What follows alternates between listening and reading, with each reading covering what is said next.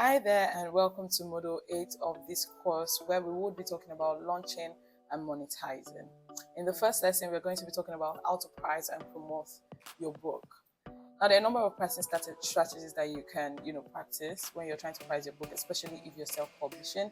If you're traditionally publishing, your publishing firm is going to take care of a number of these things. But the first thing that you need to keep in mind is, or that you need to practice or consider when strategizing, is that you have to understand your audience and the value perception. Certain books, no matter how small they are, can be sold for as high as $100, and people are still going to buy it because of the amount of value perception attached to the book, right?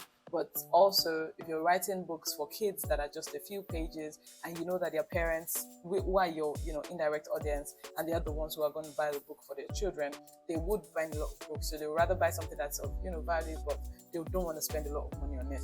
So you have to understand the kind of audience that you have and how much value perception will be attached to your book.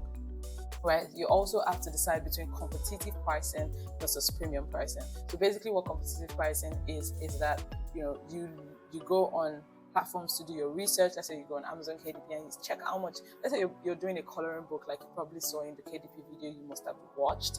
Let's say you're doing a coloring book, you would see people who have coloring books too. So you go and search for that, see how much they have set their prices at, and then that's a competitive price. So if you see that they've got their books at $7.99 and you say, you know what, I'm just going to do my book for $7.59, I'm going to do my book for $6.99 so that I'm able to compete with the market, or that's competitive pricing. Or you can choose to do premium pricing, which is more like, okay, they're doing for $7.99, I'm going to give something that's going to be of a lot more this is a lot more higher quality, and I'm going to sell it for $15.99, just so that people can believe that this is premium material, it's not as cheap as the rest, and they're going to get their money's worth or whatever. So there's the mindset that some people would prefer to patronize competitive prices, while other people would rather buy products that do not cost as much, that cost a lot more because of the amount of value that premiumness attaches to them. Also, you should consider free. You could want to consider free promotional pricing to build momentum. Let me paint a picture of this. So you've published a book and you decide that, okay, you know what, for the first, just because you want to have more people read the book, have more people give reviews, you say for the first week, my book is going to be free, right? And everybody starts to buy the book because it's free. Because you're doing marketing and you're saying, just come and pick up a copy of the book, read it in your own time, and let that be the end of it, right? Or you could do promotional pricing such that if your book is about $5, you can say, okay, for the next week, the book is going to be going for $1 just to celebrate the launch of the book.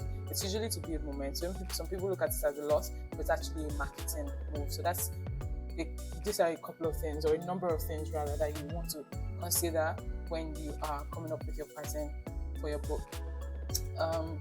You also have to look at the promotional channels that you have.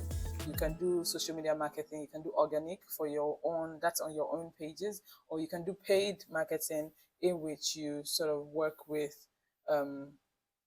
if you know how to do yourself, you can do yourself, but you might have to work with marketing experts to help you run social media adverts, right?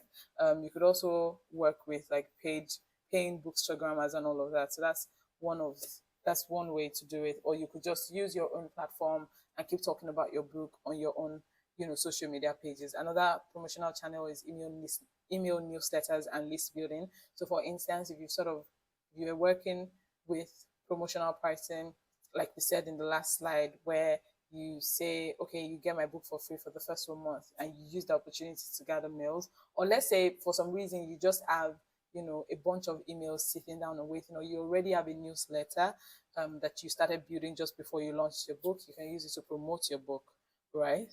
Or you can use other products to gather people's email addresses and then use it to promote your book. Also, another channel is also collaboration and influencer shout outs.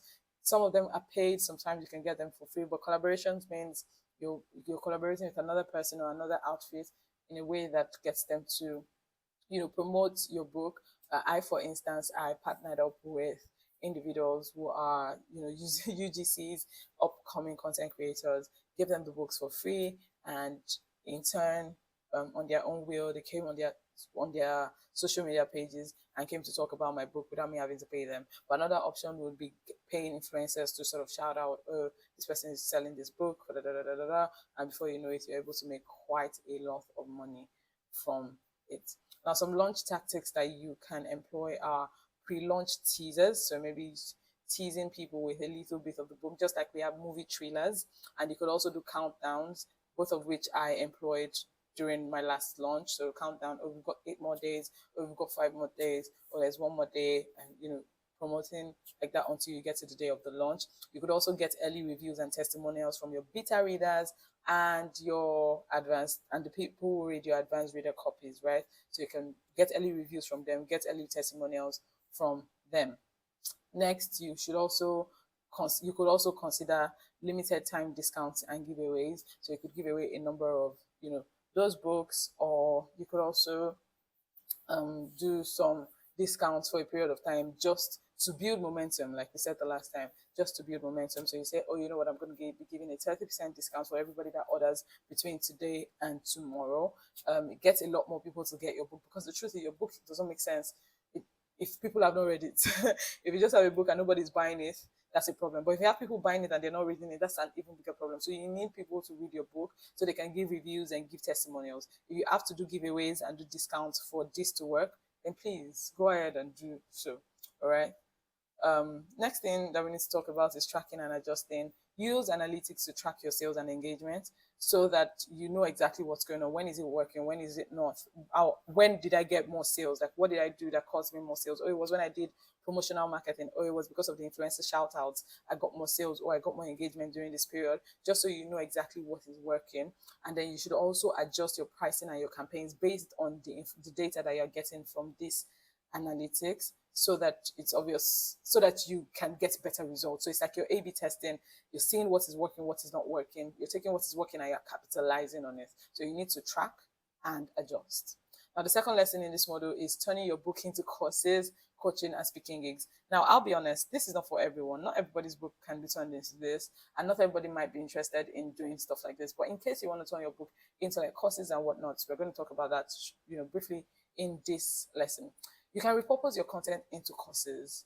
You can take chapters and turn them into course models, right? Like you are watching a model of this course. You could take a book chapter. Let's say in the first chapter, you were talking about what it's like to be, or what it means to be self-aware. You can take that and turn it into a whole course model, and take all the chapters and turn them into models and make a whole video course, right? You can turn them into video courses. You can turn them into worksheets. You can turn them into templates. You can turn them into quizzes, and you can post all of this on platforms like Teachable, Thinkific, and Udemy. That's if you're working with video courses. So in those video courses, you could also have worksheets and templates and quizzes and whatnot, but all from the content that you've been able to put together in your book. Now it's like your book becomes the guide for the video courses, because the truth about doing a video course is that you still got to do just about the same amount of research, just about the same amount of planning, just about the same amount of content generation. Well, not exactly the same amount, but almost just about the same amount of content generation that you would have to do in